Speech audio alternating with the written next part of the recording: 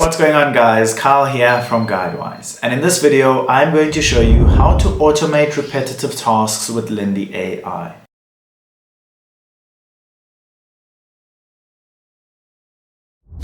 Once you're in Lindy AI, in the left column select New Chat and then New Workflow. We are going to start from scratch. First, we need to select a trigger. So I want my trigger to be initiated when I receive an email. Then I want to set an action. So just below my trigger, we're going to click Add Step and perform an action. So I want my emails to be summarized. So in the search bar, I will type in summarize. You can then look at the different options provided. So I want summarize text using OpenAI. Then I need to connect my OpenAI. And now I have automated my emails being summarized. Once you have completed it, make sure you run a test and then turn it on or publish it.